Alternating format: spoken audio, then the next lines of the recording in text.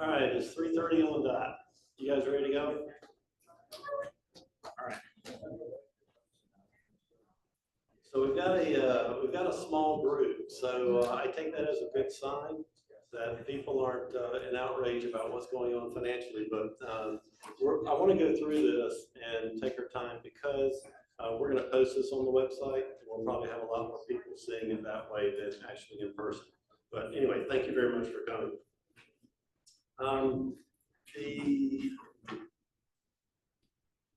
The first slide shows the people that are currently serving on your finance committee. I've got a lot of the speaking duties today, but this is the group of people along with your board that look at this financial information every month. So there are a lot of people that are actively interested in this.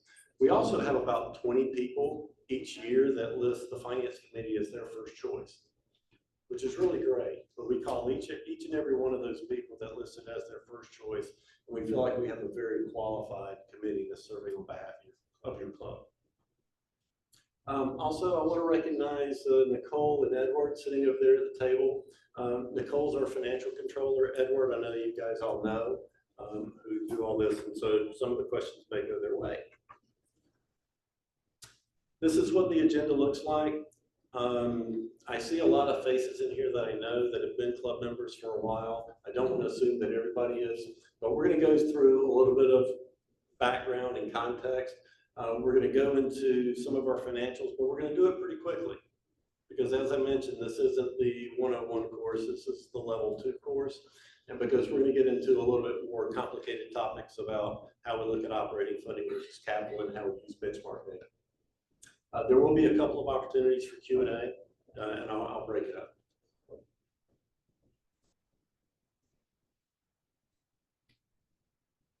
All right, 20,000 feet. We're not a small club anymore. In club terms, we're actually pretty large. So $65 million in assets, $33 million in expenses, around $6 million in capital costs each year. That's been over the past couple of years. 235 employees and 2,270 member units.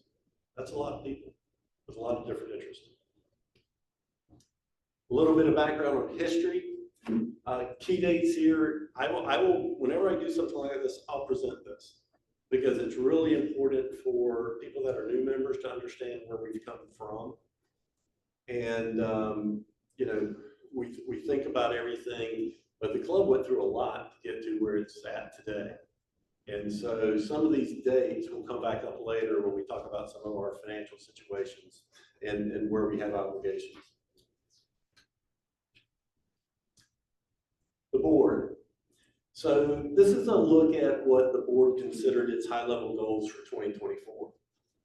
We get these objectives from a self-assessment of ourselves, but also all the feedback we get from members in the surveys that we do. Forefront of everything is that we want the member experience to continue to improve. But there were a couple areas that we specifically identified where we needed to get better. And that was in communication, technology, and collaborating with our friends at the town in Seabrook. Left over for the past couple of years, we've had a couple of large major capital projects. And we're going to be very happy that both of those are going to be completed in this calendar year. The Crooked Oaks is completed, and Racket Sports will be completed in August. How does the Finance Committee support the board trying to achieve these goals? A couple things. We look at the financial performance to make sure that we're in a healthy situation so that that's not something we're not in a crisis situation all the time. So we want to have an operating margin, a positive operating margin of 3 to 5%. We can pay our bills. We want to take care of our capital assets. We have to keep them fresh. And if we don't keep investing in our capital assets, your club experience is going to be everything's run down. Those are really important. But also, we don't want any financial surprises. We don't want special assessments. We want to plan properly. We want good oversight for our expenses. We want to make sure we have adequate insurance in case we do have a situation a weather event. So we've got to meet all of these obligations. So that's a backdrop for how we're trying to help the board achieve its goals. Our financials, and I'll do this pretty briefly. I do want to remind everyone what's available on the website every month. So all the financial statements are on there. You have departmental cost centers, and you have the minutes from all the meetings. That's a lot of information that's available to you. If you don't know where to look in the documents section of the website. All right, financially. This is just an income statement comparing where we are to budget. And I grouped it a little differently than what you will normally see, and I did it for a very specific reason. This is through May, and if you look at amenity revenues, that's combining all of our amenities, equestrian, racket sports, golf, F&B. And then look at amenity expenses. We're $86,000 favorable in amenity expenses, for $75,000 unfavorable in revenue. That's $11,000 different than budget. If nothing else, that should give you a good comfort level that your management team of the club is managing our amenities properly to what the plan was. So I take great comfort in that. I will point out that the favorable variance for administrative and accounting is primarily timing and expenditure. We're going to have some savings there, but a lot of that is timing. So year to date, we're favorable to budget by $355,000. And then if you keep going, you'll see that when you add in the other items, I always break out the real estate office separately. You can see that contribution line. They're actually doing very well right now. But that's a very volatile business and it swings quite a bit. So, and we're going to focus on the club, itself. Our new broker in charge over there, Ben Schuler, is actually going to come to our August open member meeting and present an update of that. Other things on here, when you get past our really what I call net income, when you get past this line here, so we're favorable to $665,000 year to date. The other items really support our capital expenditures. So our reserve fund fee, we're slightly negative, not a big difference. Our unrestricted joining fees, I mentioned this in our open member meeting before, simply that we budgeted joining fees to be straight lined across the year, and it just doesn't happen that way. So we're starting to catch up to that budget. I will tell you that real estate transactions, the closings, they're up 9% this year, year over year. And the budget for the year was based on last year's level. So I think we're going to be fine there. But that's why it's unfavorable right now. Always critically important for us to see that we're growing. And we'll get into that philosophically when we talk about operating versus capital.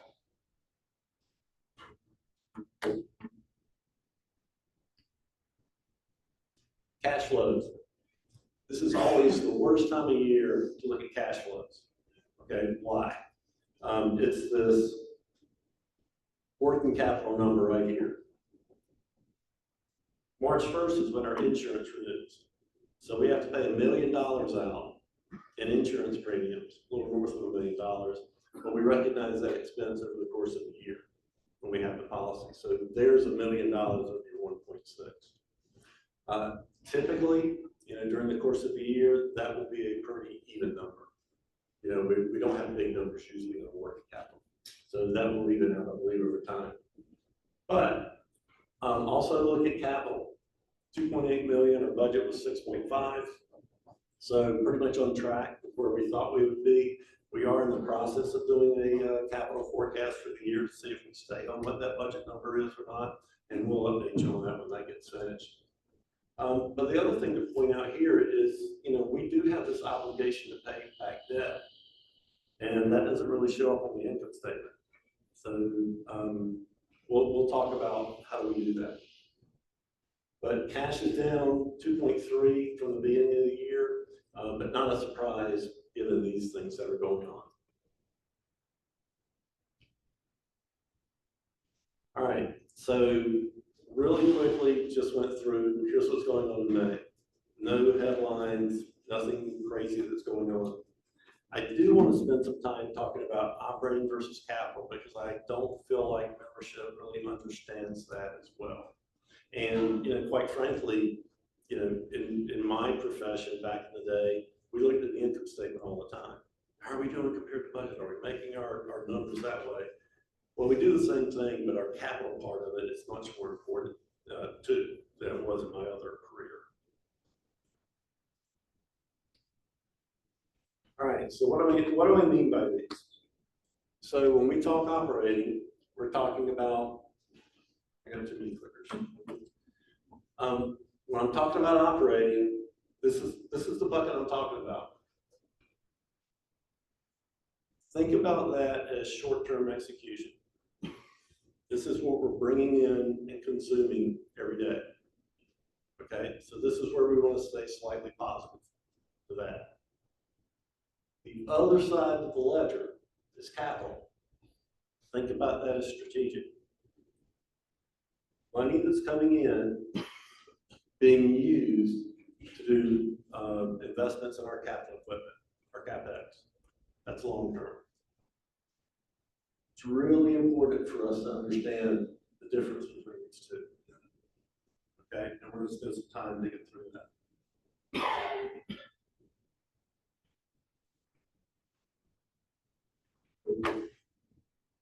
Put some numbers behind.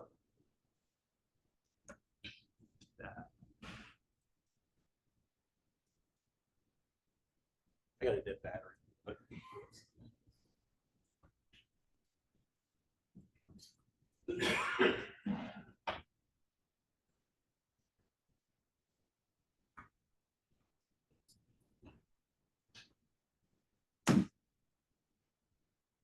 Okay. Volume okay? All right, put some numbers behind it. This is that operating part I was talking about. If you look at 2023, the audit's still going on, but if you look at 2023, we were a negative $648,000. Okay, the budget is a negative 1.5. Remember I said the goal is for us to be slightly positive. If you're not slightly positive, you're using the funds that you're getting through capital to support your day-to-day operations, so you're not investing. The other things that are really important to understand is that 2023, we got $1.6 billion in COVID relief. That's not going to happen again. So, in effect, what has happened is we've grown, and these were things that membership wanted us to do in terms of I want more F&B opportunities, I want to do this, and all those things are great for the member experience, but we really haven't kept up with our sources of cash for operations. And when you get to the debt line of it, our debt, it was very important to help us invest in the capital side of things.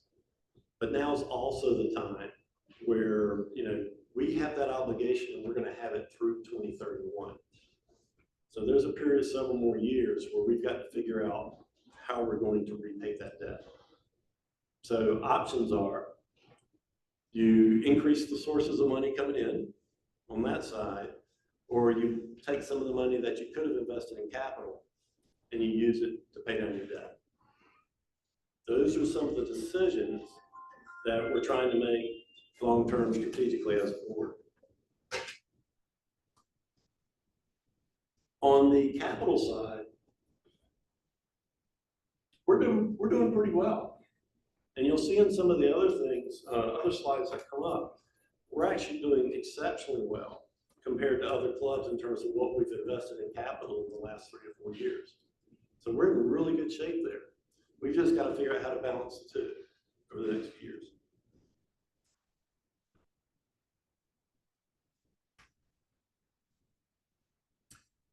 I wanted to share, everybody talks about capital, $6 million a year on average, that's a lot of money. Where's it going? Okay, so I wanted to be very transparent about that. So detail, everything over $100,000 over the past, 17 months. So this is about 80% of it, what's represented here. Obviously, Crooked Oaks and racket sports are 65% of it. A little more than that. The good news is these are almost finished. But in a routine year, we're going to have $2.5 to $3 million of repairs. A roof that needs replacing, a building that needs painting. It's around $2.5 to $3 million. So we haven't identified big projects like this going forward, but there's still a need for capital money.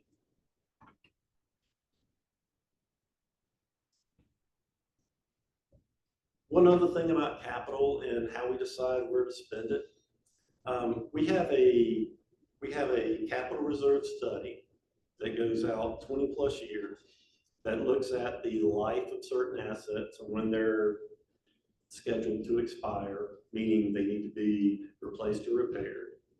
And we use that each year, along with feedback from all our department heads, to make a decision as a board about where we want to invest. Okay, so it's a pretty rigorous process that happens at the same time we do our operating budget. I'm going to ask, so I can get a drink of water, I'm going to ask Bob Leggett to talk a little bit about cash management.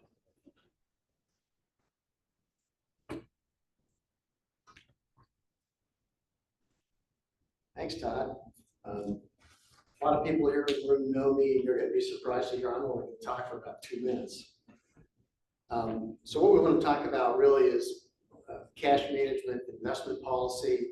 I mean, Nicole is doing a great job of actually managing the cash, making sure that we have the cash for when we need it.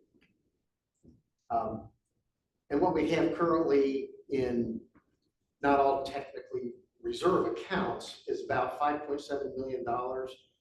And you can read where it's coming from, and it fits, a lot with what Todd has been talking about, plus having the emergency fund being built up $2 million. So the overall balance is about $7 million. As we see on the next slide, we have about $4 million. It's actually in a combination of U.S. governments and money markets. And another $3 million that's out there. And we think that we could probably move about another $1.5 million plus of that into interest-bearing accounts. So kind of that second part of the investment management or cash management that the Finance Committee has been working on with Nicole is to earn some money on it.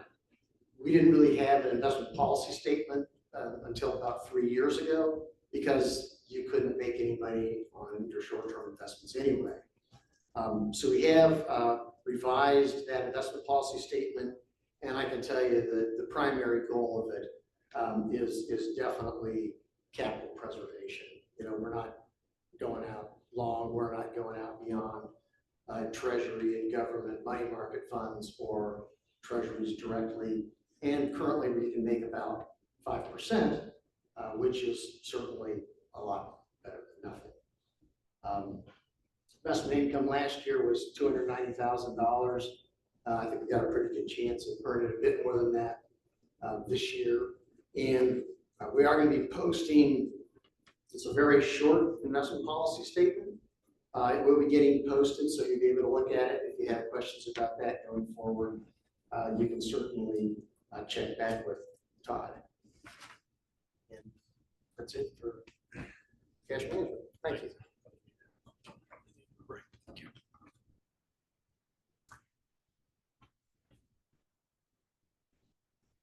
All right, long-range planning. All we've done so far is we've talked about how we're doing with annual budgets. We looked a lot further along than just 1 year when we start getting into this, but how do we do that? And why do we do it? I mentioned one example of this previously. We're going to have debt obligations going through 2031. Okay, that has a significant impact on cash balances for the next 5-6 years. Well, what happens after that? Okay, do we look different?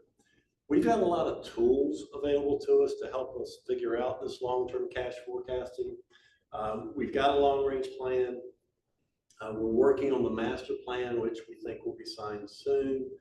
The capital reserve study I mentioned, and we do forecast monthly on this. But you'll see in a minute when I show actual numbers, the messages that we try to reinforce at a board level, each month when we look at it. I put this up here just very briefly because when you consider operating and capital, okay, where they do both come together is when you're doing a cash forecast. So all of these components are in the next slide I'm going to show you for this, what's going to look like a complicated cash forecast. All right, all these lines, they're all sources, uses that I was showing just a second ago. Well, what do we do with it? So each month, we'll take where we are. Nicole will use that information to say, you know what, based on our trend, this is where I'm going to guess we're going to end up the year in this forecast. Then we'll compare it to the budget. And if it's something that's a significant difference, we'll try to understand really what's going on with that to understand. But then we go further out. You know, currently this goes to like 2040 or something like that. But the reason it does that is because of some long-term assumptions in there that are going to change. You know, repaying debt isn't forever. The equity memberships that we owe, they're all going to be paid back eventually. So we need to look out further for things like master plans and long-range plans. It's important. It's important to know what obligations you have. What this assumes right now in this forecast, and I'll just be very transparent with you, is that over time, we take this shortfall I was mentioning on the operating budget, which is really made up of these lines, and we start to shrink it to get us positive eventually. And it's not a 10-year plan, it's a 3 or 5-year plan to get us there.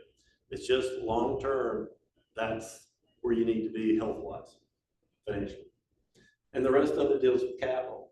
And I've got down here now that I think, based on our current forecast information, we can probably afford about $4.8 million a year in capital going forward, unless we do something different.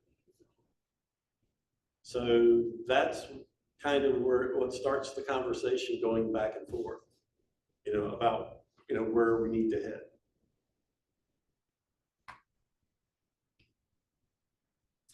I mentioned debt amortization. This is what the amortization schedule looks like.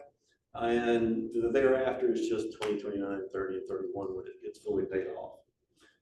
For those that are newer, this is the debt that we got to pay for the New Horizons plan back in, help me, Kobe, 09, yeah, 20, anyway. What year was that, Kobe? Do you remember? Was it 2019, thank you. All right, the other long-term obligation that we have are our equity memberships. We've paid back more than $17 million in that obligation already. I say it at every meeting, we are still current. Someone resigns, that's an equity member, we cut them a check the next month. Okay, we're current, and that's great. I also try to remember to say every time, if you're a new person to the club and you get introduced to someone who's an equity member and has been here a long time, say thank you. It was their foresight, and they took some risk to invest in what you're seeing today. So we all owe them our thanks. Okay, that's nuts and bolts financials. Going through current budget, splitting up operating and capital, and then long-range forecast. The next thing we're going to go through is benchmarking and how we make decisions. All right, a little bit different. So I want to take just a short pause and see if there are questions about this material before we go into the next. Can you, yeah, Cody, please. He's going to bring you a mic just so everybody can hear. Do you intend to further pay back the assessments? Good question. So when we did that last year, we were in a situation where we felt like we had, frankly, a little bit of a surplus cash position to do that. And so we approached our lender, Bank of America, to get permission to do that. And we'd have to do the same thing. My current opinion is we're not in that surplus position anymore from a cash perspective. Also, we need to understand that when the bank looks at it, they view a return of that money as a return of equity, which is something that banks typically don't allow when you have debt with them. You pay your debt back first. So the fact that they did it last year was extraordinary. Yeah, it really was. It just demonstrated the strong partnership we have with our bank. I would love to, but I don't see it happening in the next 12 months anyway.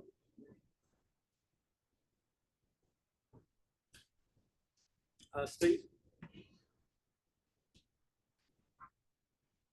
Yeah, Steve Pollock. My question is, it may be covered later on, but years ago when I was on the House Committee, that the operations for food and beverage always ran at a loss, and they were subsidized by membership dues.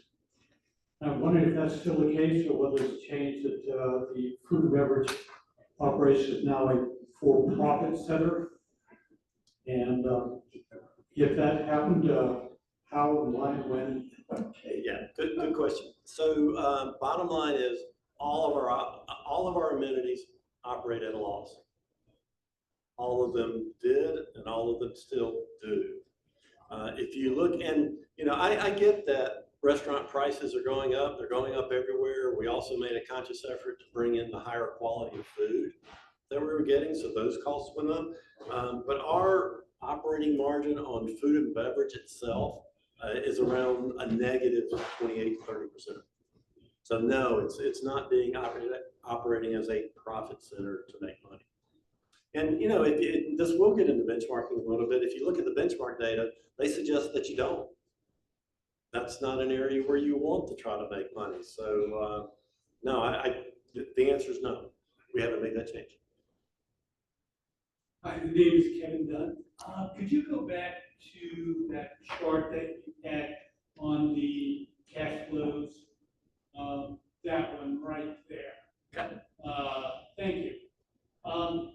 If you were at your number, your CapEx spending that you did at 4.75 and estimates for budgets about $6.5 million. So you kind of indicated we've got a shortfall relative coming in terms of what our, in terms of CapEx, that we have a little bit underage there heading out. So right? just to say that a little differently, Sure. I don't think we can continue to spend At the level at an average of $6 million or so a year unless something So changes. looking at that number, the 2025 there, what are we lacking that doesn't get us to the levels of capital that we need to spend? That looks like projected revenues. Is that about right? You don't have enough in revenue. If we had more in revenue, we'd be probably contributing a bit more relative to those capital needs. Am I wrong? So good question. And remember, we're trying to segregate sources for capital from operational Quite so. aspect. So the sources for capital that we look at is in our capital reserve fee and our new member joining fees. Those are the primary sources of it. So in terms of excess revenues, With excess, that's really these line items here. Those are really operating types of costs that we're a little negative right now, running at a loss per se, that we need to true up a little bit. Okay. Well, what has happened over the past several years is our new member joining fees. And I'll tell you, if you go back to the decision that was made in, help me out, Christine, but in 22 and the latter part of, or maybe early 23 for the second part, that decision to increase our joining fees was critical. I mean, that was a critical, positive decision that will allow us to be able to invest in the capital side of it. So it was very, it was a very positive thing for us financially. So obviously, an increase, substantial increase in new membership would help in terms of the revenue requirements outward, help in terms of future capital. It would, and you know, I think, you know, membership wise, we're at a very slow, you know, steady increase in membership, but it's really coming from our turnover in membership. You know, that's what's creating this for new member joining fees. And you'll see some numbers a little bit later. Our average tenure for a member is a little over 10 years, which is, it's a healthy turnover to help us generate that money for capital. So the question is that if we were able to substantially increase the level of full-time memberships, in terms of those joining fees at $70,000, would substantially help us with respect to those revenue needs in order to provide the future. If more joined at a full level, we'd have higher initiation joining fees, the initial due or joining fee. So that helps us capital wise. And then yes, the dues revenue coming in is higher also, you know, at that level. So it would help on both sides. So obviously this is not a strategic planning meeting, but any thoughts relative to changing membership requirements that provide for expanding the level of full-time members, say perhaps allowing outsiders to come out and become only full-time members so they can play golf, utilize the golf resources that we have, and pay $70,000. I would say that's a very broad question. It's not a bad question, but it's a very broad question that would be a lot of discussion about whether we think that's a good thing for us to do or not long term. I get the financial benefits. I get that. But you get into capacity, you get into other, the member experience for golf now. That's a complicated scenario. Answer my question. Thank you. Walt has a question. Yeah, this is Raymond Hamilton. It's an easy question. Is there no requirement when the audit has to be completed, the bank doesn't give a deadline? Yes, there is. And that's a good question. So I'm a pretty candid person. Nicole joined us in November of last year. You know, so that's the audits for 2023. When an auditor asks you questions about a journal entry that was made in May of 2023, if there's no one here that was there in May 23, it gets harder to answer. So it's taken more time. We've gone back with our bank. Remember that positive relationship. Our current deadline has been moved to July 31st. So we're fine in that regard, and they understand that the turnover we've had is creating that delay. It's not indicative of an issue other than knowing where to find the answers. Hi, Todd. Hey, Walt. My question's about the Patrick Club. You mentioned that it's going to be done in August. I believe that's the estimated time that the pickleball courts are done. Does that mean the project's done then? In terms of the major project, the short answer is yes. Yes, that is the last major section. Patty's here. I don't know if you have any other comments to add to that, but the short answer is yes. And so then, you know, just like any other site. So it won't be a construction site? No. No. So with the completion, we're at the point in time of the year where it's healthy for us to look at what we had for capital budget, what's changed when we put that capital budget together, and where do we stand? We thought we'd spend $6.5 million roughly. Are we going to spend that much money? Has something come up that requires money or doesn't? So we're in that reevaluation for 24 right now, but it's going to be budget time soon. and we'll go through the whole process again. So, but to answer your question, no, with the Racket Sports project, it's been a 2+ year project. And it's been a construction site, and I appreciate all the patience of members while we've been doing that, but I'm very excited about what that end product's going to be.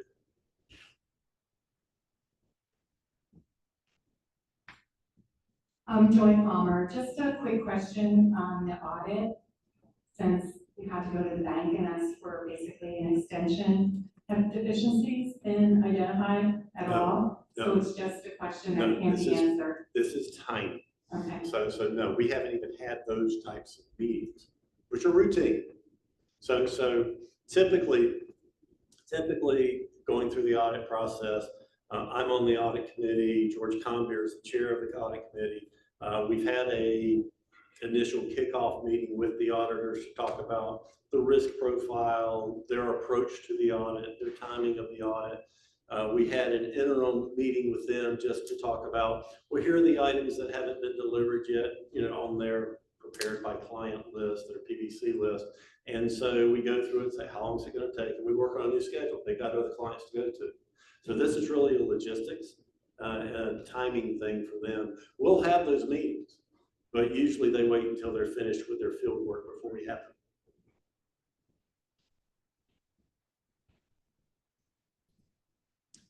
Okay. You'll get another chance for questions when we go through the next section.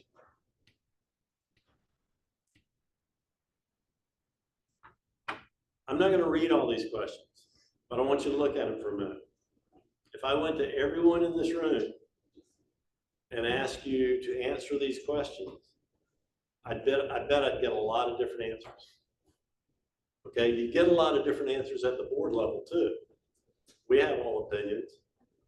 So how do you get away from, me saying, we don't charge enough for dues, we should charge something else. And someone says, how do we get past that and influence our decision with data? We benchmark other clubs, and we've been doing this for years, to benchmark other clubs. So I want to talk about some of the metrics that we look at, for our club. I'll say up front, Seabrook is a challenge to benchmark because of the rental component. Most clubs don't have that. Okay, so that's one. And the other caveat I'll put up here, I borrowed some of the slides that you're going to see from our consultant. So you might see a number that's slightly different than on a slide I showed before. Okay, don't worry about that. These are directional, but I did want to go back and recreate all the charts. So I thought this was a good discussion.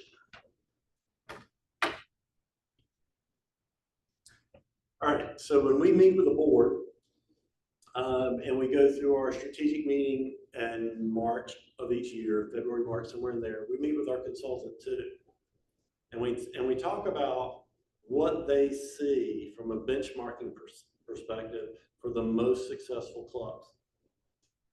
And, the terminology they use is different. So first we have to get used to the terminology and then dig into how we interpret things. But these are some of the ones that they've told us about that are applicable to us and don't get clouded as much by the component.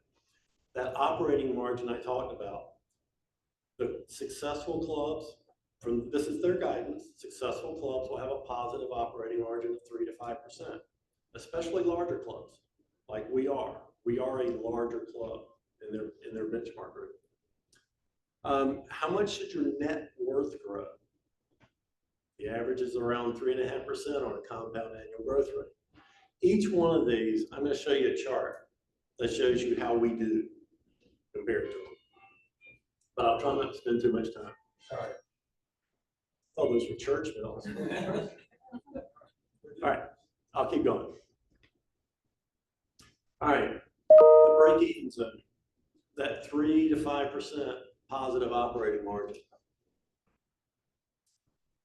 This is our historical results for Seabrook.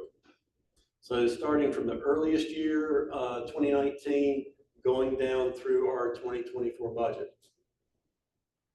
What happened in 2020?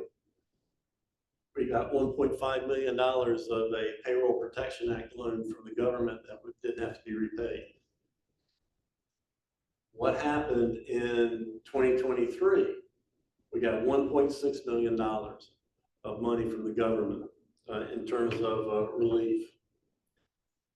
This zone is a plus or minus 4%. So you're never going to get this exactly right. You can budget for 3%. You're never going to get exactly there.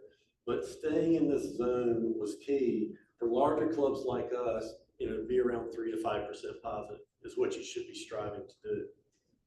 So, and looking at all the benchmarks that we have, this is the one that I'd like for us to work on over the next several years. Okay, this is the one where I think we're a little behind where we ought to be. And, as I mentioned, the government relief isn't going to happen, in the future. We make conscious decisions to invest in the quality of our club. And now we've got to do that reassessment. Are we going to do something differently so it doesn't cost us much? Or are we going to figure out how to fund the things that we're investing in? That's the process we'll go through.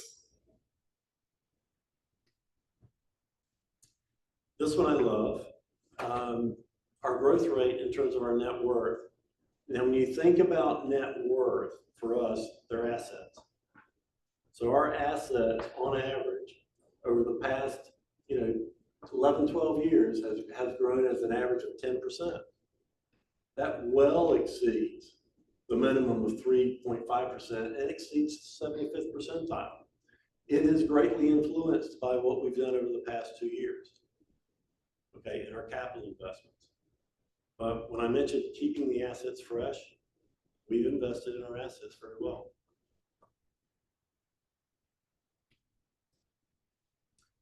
Capital income related to operating income.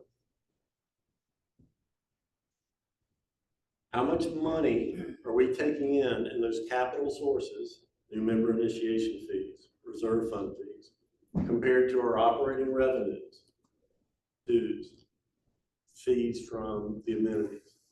Okay, the goal is 20%, and we've been exceeding that over the past few years. That's a reinforcement that we're doing a good job of our investment levels, and we're bringing in money to support our investment in capital.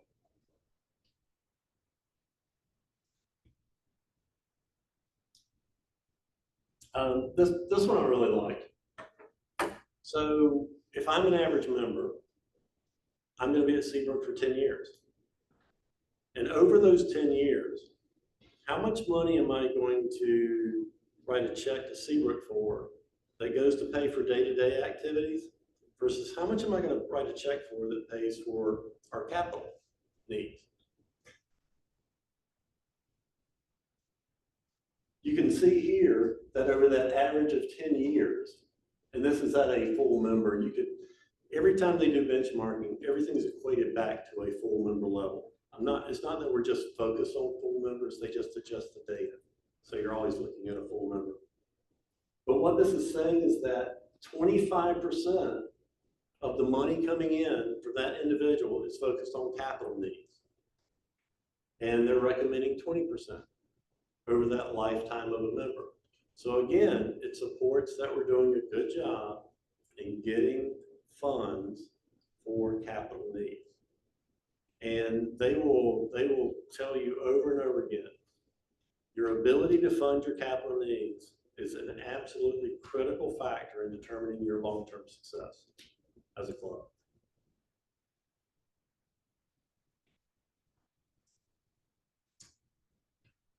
This is a good one. You look at the relative size of our assets. Do we have enough cash in the bank? Because as you get larger, you're going to have a certain percentage of those go obsolete, need to be repaired, and you need to have cash to pay for it. We're in a solid position cash-wise. That was at the beginning of the year. If you look at it today at 7.1 million, it's still 15%. We're still in good shape.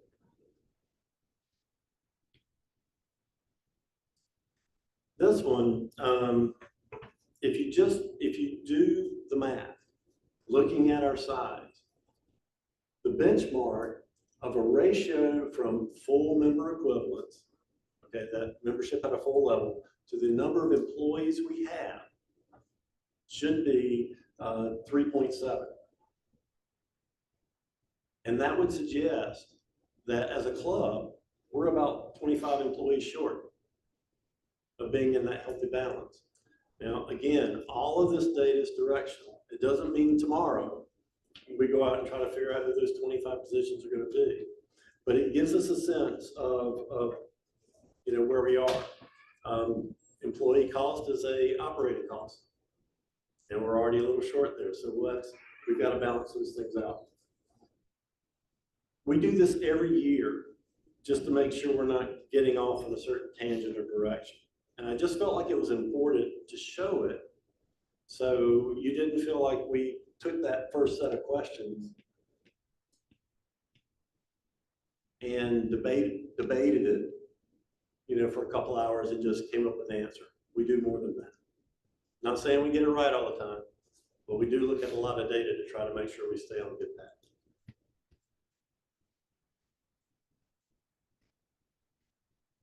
All right, a lot of information for benchmarking, and yes, I'll give you another opportunity for questions. Chris Couch, how do you incorporate member satisfaction data into how you feel we're doing as a club? Great question. It's something that we look at all the time, and we look at the slides. well, it's okay. So it's math. These are financial-based numbers we can use to see that underlying. Remember, in the very beginning, it was how does the finance committee and our financial information support what the overall board goals are? If we don't do a good job there, and we bring membership a surprise, it being a special assessment for something we didn't plan on, well, that member experience is going to be pretty low. For that reason, it's hard to meld financial data with human experience for a survey. I can tell you we look at them both. We look at the member experience data every day, when it comes in through those drip surveys. So no good way to meld the two, but we do look at it a lot. And more specifically, not just the overall experience, but in what areas are we hearing more commonly. It is part of how the board shaped its goals for 2024. And it will continue to be that way.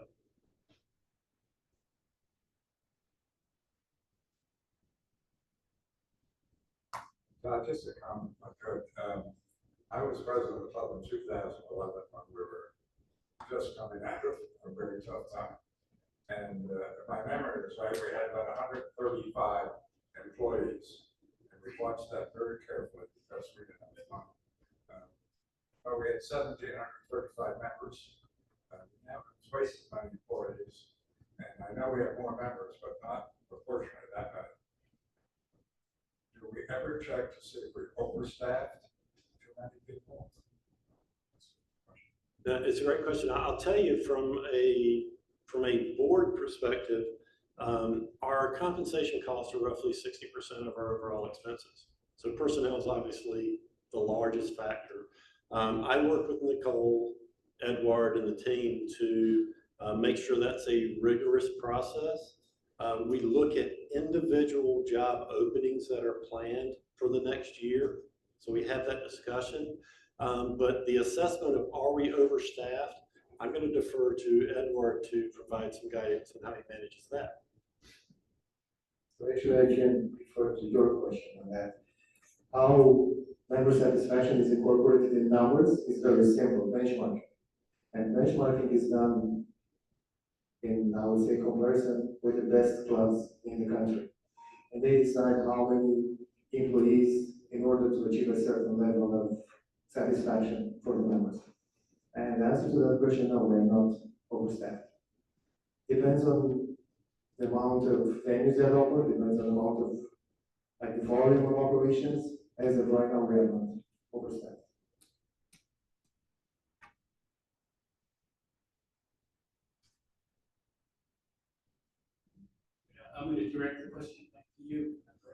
in terms of managers within the organization, how has that increased since the time that Toby was president of the club? There were so many managers within various departments. When I look at the organization chart today, it seems like the level of managers, which are responsible for people, has increased significantly. Is that true? And if so, why? I think it's more of a perception, because based on 2011, right now 13 years later, we have added different areas. And each one of them, like, it's supposed to have like a different menu. Plus, we increase the participation in terms of membership. We have more restaurants, more hours, more days, more of everything. So yeah. In terms of management, I have to look at the chart back to 2011 to give you an answer on that, how many we had back then and how many we have right now. However, I can tell you that we pretty much like we operate at a very good level of like efficiency, in my personal opinion. But I'm gonna look at the chart. I'm gonna count the managers back in 2011, compared to today, and I'll get back to you on that.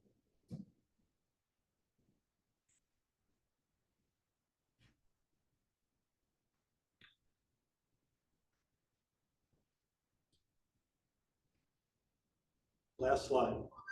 I wanted to just close with what I want you to take away. We're healthy. We're healthy financially. We're in good shape, and we do a lot of things to try to make sure we stay on that path. We, as a volunteer board, we spend a lot of time talking about everyone's interest. We do value and absolutely treasure the community we feel we have as an island, and we want to do everything we can to protect that. It's critically important for us to earn and keep your trust, and that's why we're doing this presentation, to be as transparent as we can possibly be about our financials, how we make decisions, and the things coming down. But I really do appreciate you coming out for this. I asked Edward the other day, how can we, I'd like to be in a way to thank the people for coming out.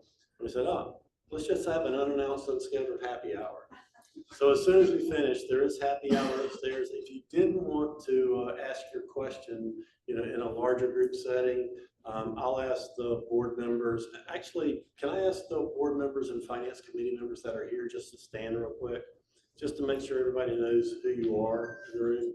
These are the guys that are donating a lot of their time.